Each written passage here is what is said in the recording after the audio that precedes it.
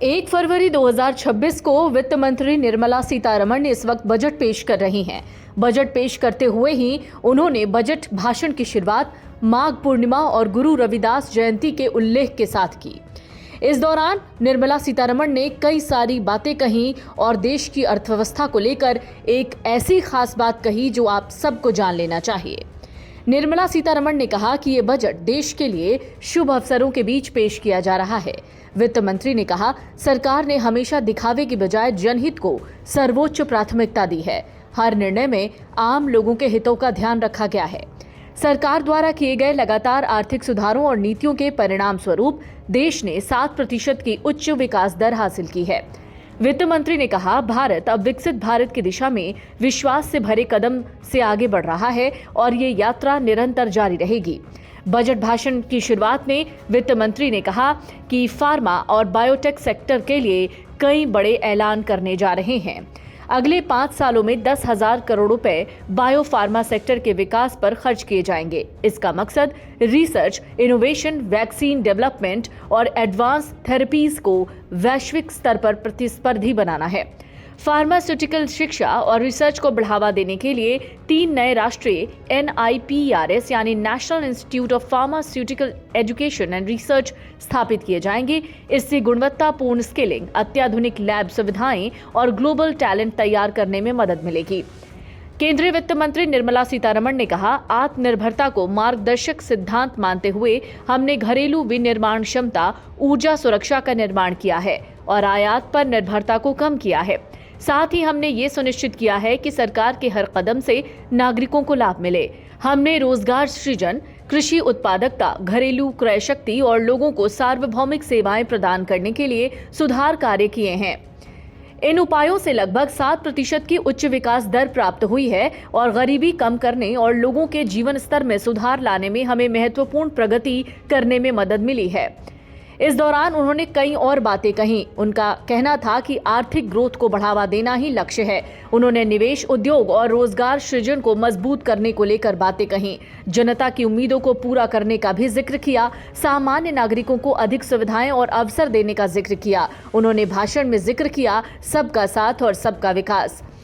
केंद्रीय बजट पेश करते हुए वित्त मंत्री निर्मला सीतारमण ने कहा, पीएम मोदी के नेतृत्व में कई तरह के बदलाव किए गए हैं। आत्मनिर्भरता हमारी अर्थव्यवस्था का मूल मंत्र है। सरकार के फैसलों से हमने नागरिकों को लाभ पहुंचाने की भी पूरी कोशिश की है। 7% ग्रोथ रेट की दर से देश की अर्थव्यवस्था बढ़ी है।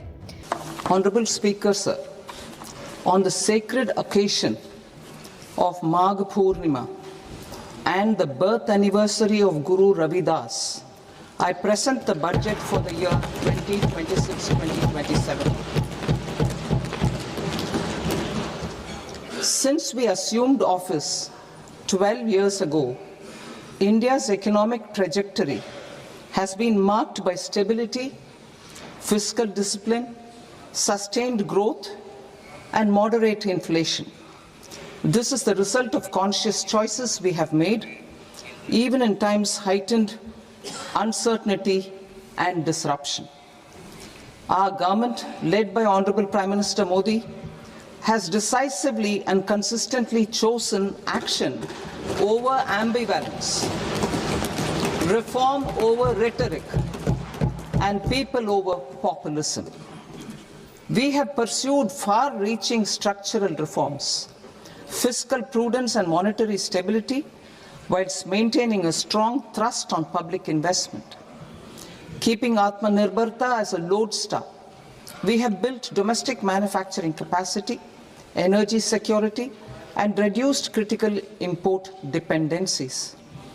Simultaneously, we have ensured that citizens benefit from every action of the government, undertaking reforms to support employment generation, agricultural productivity, household purchasing power, and universal services to people.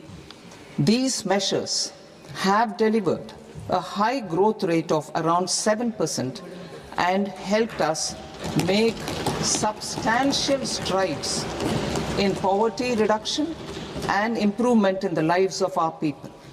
Today, we face an external environment in which trade and multilateralism are imperiled and access to resources and supply chains are disrupted. New technologies are transforming production systems while sharply increasing demands on water, energy, and critical minerals.